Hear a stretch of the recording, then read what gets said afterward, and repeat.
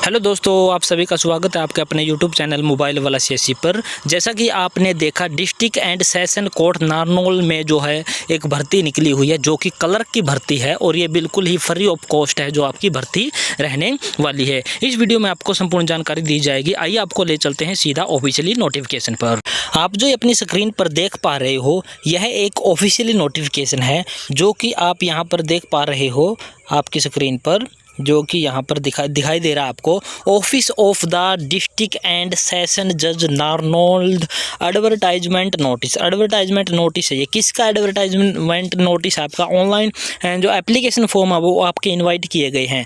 और ये जो पोस्ट आपकी रहने वाली है, ये क्लर्क की आपकी पोस्ट रहने वाली है, यानी कि क्लर्क की पोस्ट के लिए आपके एप्लीकेशन फॉर्म है वो इन्वाइट किए गए हैं। टोटल पोस्टों की यहाँ पर बात करें तो आपकी टोटल पोस्टें हैं वो आपकी 17 आपकी रहने वाली है। और ये है जो आपके सेशन डिवीज़न है जो प्योरली अडॉक बेसिस आपकी है वैकेंसीज रहने वाली है, जो कि आपका 6 मंथ का आपका जो है पीरियड रहने वाला है। अब आप अडोप बेसिस और 6 मंथ को अंदाज करके अगर एप्लीकेशन इस एडवर्टाइजमेंट को देखोगे तो इससे आपको बहुत सारा फ़ायदा होने वाला है। पहली बात तो आपको जो इसका रिटन टेस्ट होगा उसमें आपको कॉम्पिटिटिव का थोड़ा सा नॉलेज हो जाएगी कि आपकी नॉलेज है जो वो कितनी हो चुकी है और आप कितना आपकी प्रिपरेशन अभी तैयार है। उसके बाद अगर आपका सिलेक्शन होता है तो आप डायरेक्टली कहाँ बैठोगे? Office of the district and session जज नारनौल के ऑफिस में आप बैठोगे और वहां पर आपकी क्या होगी, जान पहचान बढ़ेगी और उससे आपको आगे बढ़ने का बहुत ही फ़ायदा मिलेगा। तो आप ये मत सोचो कि 6 महीने के लिए है, इसमें आप अप्लाई करके क्या करने वाले हो। और इसकी जो पेमेंट की बात कर लेते हैं, 25,000 रुपये 25,500 रुपये आपको पर मंथ है जो इसमें पेमेंट मिलने वाली है। इसके बाद यहाँ पर बात कर लेते हैं और आगे आपकी क्वालिफ़िकेशन के बारे में जानकारी आपको दे देते हैं। यहाँ पर देख लीजिए, आपकी क्वालिफ़िकेशन है वो आपकी कम से कम आपके पास क्या होना चाहिए, बैचलर डिग्री हो किसी भी स्ट्रीम से, bachelor of art, bachelor of science, bachelor of commerce, यानी कि BA यानी कि ग्रेजुएशन आपके पास होनी चाहिए। सिंपल ग्रेजुएशन आपके पास होनी चाहिए, इसके अलावा कुछ भी इन्होंने नहीं मांगा है। इसके साथ साथ आपके 10वीं क्लास में एक हिंदी सब्जेक्ट आपने पढ़ा हो, वो आपका कंपलसरी रहने वाला है। इसके बाद बात कर लेते हैं आपकी है जो रिटन एग्जामिनेशन है वो किस बेस पे आपका होने वाला है। जो आपका रिटन एग्जामिनेशन होगा उसमें आपके सिर्फ और सिर्फ 2 सब्जेक्ट आपके रहने वाले, इंग्लिश कॉम्प्रीहेंशन और जनरल नॉलेज। आपके ये दोनों के दोनों 50-50 नंबर के आएंगे और क्वालिफाइंग मार्क है जो आपके 33% रहने वाले हैं। और आपको कम से कम दोनों को मिलाकर 40% मार्क लेके आना जरूरी है, तभी आप है जो मेरिट के लिए कंसीडर किए जाएंगे। यानी कि कम से कम आपको 40% है दोनों को मिला के लेके आने हैं। यानी कि ऐसा नहीं है कि आप दोनों में 33% ले लो और आपको मेरिट में इंक्लूड कर लिया जाएगा, ऐसा बिल्कुल भी नहीं होने वाला है। इसके बाद कैटेगरी वाइज पोस्ट की बात कर लेते हैं। यहाँ पर कैटेगरी वाइज पोस्ट आपकी जनरल की केवल 8 पोस्टें आपकी यहाँ पर रहने वाली है। और जनरल PHN के हैंडीकैप्ड है जो आपके फिजिकली हैंडीकैप्ड की आपकी है जो एक पोस्ट यहाँ पर रहने वाली है। ESM यानी कि एक्स सर्विसमैन जो जर्नल में है उसकी भी 2 पोस्टें यहाँ पर रहने वाली है। शेड्यूल कास्ट की आपकी 3 पोस्टें रहने वाली हैं और BCA की 2 पोस्टें और BCB की आपकी 1 पोस्ट यहाँ पर रहने वाली है। इसके बाद इन्होंने यहाँ पर 3rd नंबर पे क्या कह रखा है कि अगर रिजर्व्ड कैटेगरी से कोई भी जो एलिजिबल कैंडिडेट नहीं प्राप्त हुआ तो जनरल कोटे से उस वैकेंसी को क्या है, फिल कर दिया जाएगा। यही इसका कहने का इसमें मतलब है। इसके बाद बात कर लेते हैं आपके पॉइंट नंबर 4 पे है जो आपकी एज लिमिट की बात कर लेते हैं। तो कम से कम आपकी एज है वो 18 वर्ष होनी चाहिए और ज़्यादा से ज़्यादा आपकी एज है वो 42 वर्ष होनी चाहिए। और इसके साथ साथ जो रिजर्व्ड कैटेगरी के कैंडिडेट होते हैं उनको भी जो है यहाँ पर हरियाणा गवर्नमेंट का जो ऑनरेबल हाई कोर्ट है उसके अनुसार है जो हिदायतों के अनुसार है छूट दी जाएगी। 1 जनवरी 2024 के अनुसार आपकी एज का क्राइटेरिया इन्होंने रखा है। इसके बाद बात कर लेते हैं कि जो एप्लीकेशन फॉर्म की आपकी लास्ट डेट क्या रहने वाली है।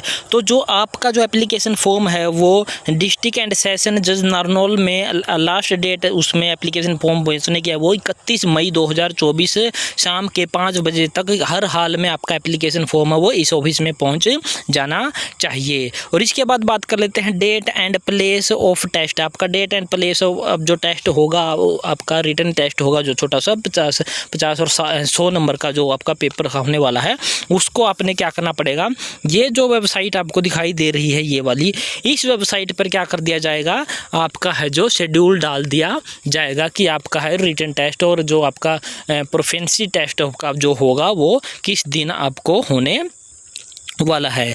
इसके लिए आपको क्या करना पड़ेगा, वेबसाइट पर विजिट करते रहना होगा। और यहाँ पर क्लियरली लिखा है no separate call letter for the written test और कंप्यूटर प्रोफिशिएंसी टेस्ट के लिए आपको किसी प्रकार का कोई कॉल लेटर नहीं भेजा जाएगा। इसके बाद यहाँ पर बात कर लेते हैं पॉइंट नंबर 7 में इन्होंने क्या कह रखा है।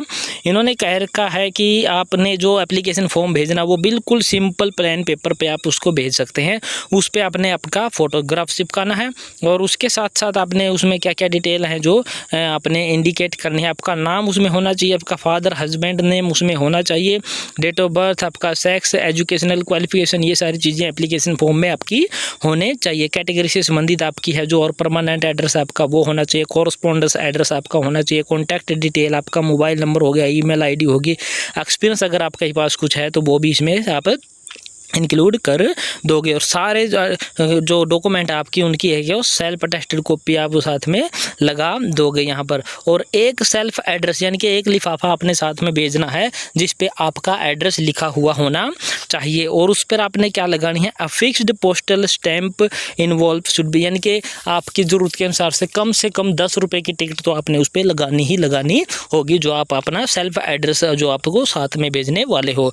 और 31 मई 2024 तक आपने इस एप्लीकेशन फॉर्म को हर हाल में भेजना होगा। 8वें पॉइंट पे इन्होंने कह रखा है कि अगर आपका एप्लीकेशन फॉर्म है वो पूरी तरह से भरा नहीं होगा, सिग्नेचर नहीं होंगे, फोटो नहीं होगा और आपका अटेस्टेड कॉपी साथ में नहीं लगी होगी तो आपका क्या कर दिया जाएगा, रिजेक्ट है जो एप्लीकेशन फॉर्म आपका कर दिया जाएगा। इसके बाद पॉइंट नंबर 9 में क्या कह रखा है इन्होंने, no correspondence whatever shall be entertain in respect of the incomplete, यानी कि किसी प्रकार का आपको नोटिस नहीं भेजा जाएगा कि आपका एप्लीकेशन फॉर्म है वो रिजेक्ट हो गया है, किस कारण से रिजेक्ट हो गया, ये कोई भी इंटीमेशन आपको नहीं भेजा जाएगा।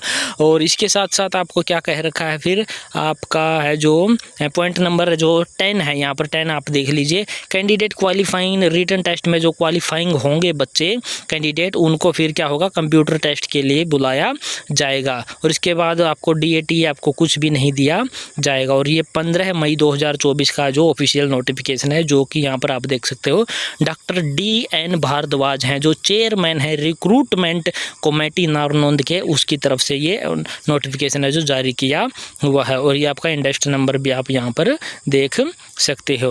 तो ये पूरा जो ऑफिशियल नोटिफिकेशन था जो कि आपका office of the district and session जज नारनौल एडवर्टाइजमेंट का जो नोटिस था जो कि 17 क्लर्क की पोस्टों के लिए आपका जो है नोटिफिकेशन था। और आप इसको एज अडोप बेसिस या 6 मंथ का जो पीरियड है उसको देख के बिल्कुल भी नज़रअंदाज न करें, इस एप्लीकेशन फॉर्म को बिल्कुल ज़रूर भरें क्योंकि इसमें किसी प्रकार की कोई एप्लीकेशन फ़ीस भी इन्होंने नहीं मांगी गई है। अगर आपका सिलेक्शन होगा तो आपको बहुत ही इससे फ़ायदा मिलने वाला, आपकी जान पहचान बढ़ जाएगी, उससे आपको आगे बढ़ने का रास्ता मिल जाएगा। तो ये थी जानकारी दोस्तों जो कि आपके साथ शेयर करनी थी और आशा करते हैं हमारे द्वारा दी गई जानकारी आपको पसंद आई होगी। अगर पसंद आई है तो हमारे इस चैनल को सब्सक्राइब जरूर करें। जय हिंद, जय भारत दोस्तों।